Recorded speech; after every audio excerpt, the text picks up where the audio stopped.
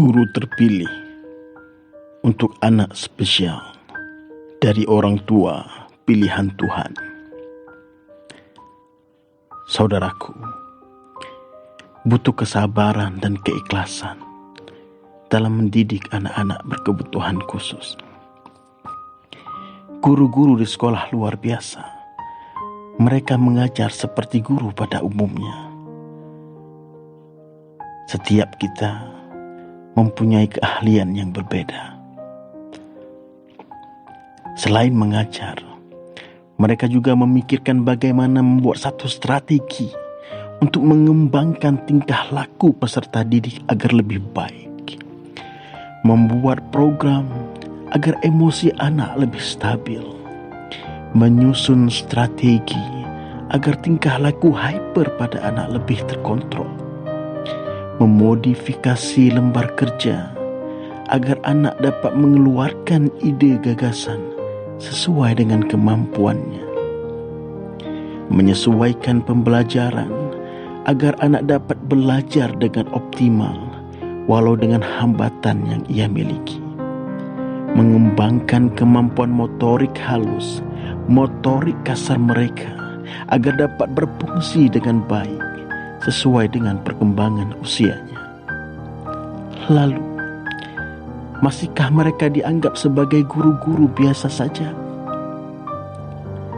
Telinga ini pernah mendengar sebuah percakapan dalam bahasa Aceh.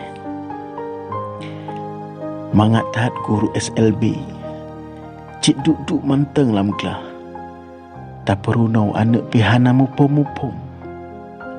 Jika kita terjemahkan dalam bahasa Indonesia, enak kali guru SLB itu tinggal duduk-duduk saja dalam kelas. Mengajari anak pun, anaknya gak paham-paham. Kira-kira seperti itu.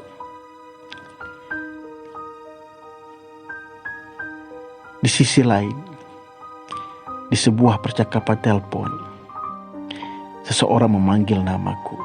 Dedik, di mana kamu ngajar sekarang?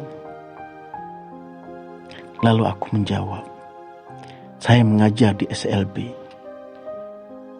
Temanku spontan berkata, oh, sekolah untuk anak-anak idiotnya. Sekolah untuk anak-anak idiot ya.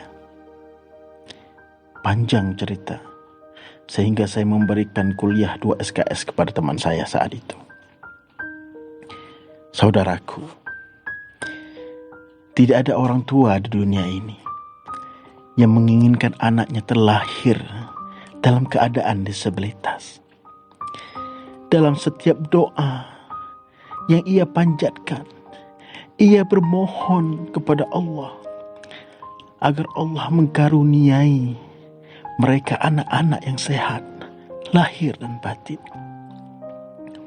Lantas, bagaimanakah kondisi seorang ibu yang Allah titipkan insan spesial dalam rahim mereka? Saat anak itu lahir, orang tuanya menyambutnya dengan rasa syukur kepada Ilahi. Senyuman indah terpancar dari wajah orang tuanya. Menyusuinya, menjaganya, hingga 1 ekor nyamuk pun tak boleh menginggapi tubuh bayinya. Seiring waktu berjalan, dengan bertambahnya usia si buah hati, barulah diketahui bahwa buah hatinya memiliki hambatan dalam perkembangan, tidak seperti perkembangan pada usia anak-anak sebayanya. Lantas, apakah orang tua ini tidak menerima keadaan? Apakah rasa syukur saat bayi dilahir berubah menjadi kufur nikmat? Tidak, sobatku. Mereka orang tua tetap teguh dan syukur dengan nikmat yang Allah titipkan kepadanya. Mereka tetap membesarkan anaknya dengan harapan yang besar agar buah hatinya tumbuh dengan maksimal seperti anak-anak pada umumnya. Dapat bermain, dapat menikmati indahnya sekolah, dan dapat menikmati hak-haknya sebagai warga negara. Sobatku,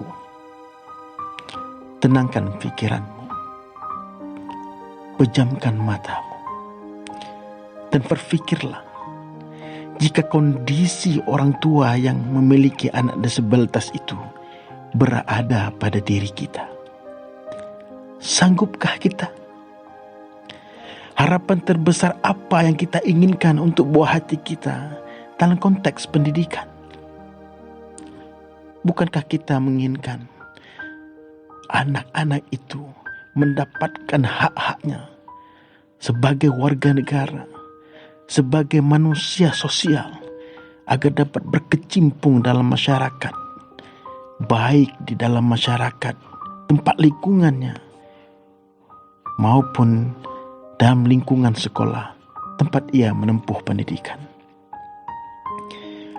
Guru-guru SLB adalah partner orang tua peserta didik berkebutuhan khusus. Harapan besar tersimpan dalam hati orang tua saat mereka memasukkan buah hatinya ke sekolah-sekolah pendidikan khusus. Guru SLB selalu memberikan yang terbaik bagi peserta didik. Sobat, tahukah kamu pengharapan besar apa dari guru SLB terhadap peserta didik berkebutuhan khusus? Kami berharap setiap anak yang masuk ke SLB, mereka dapat berkembang secara optimal.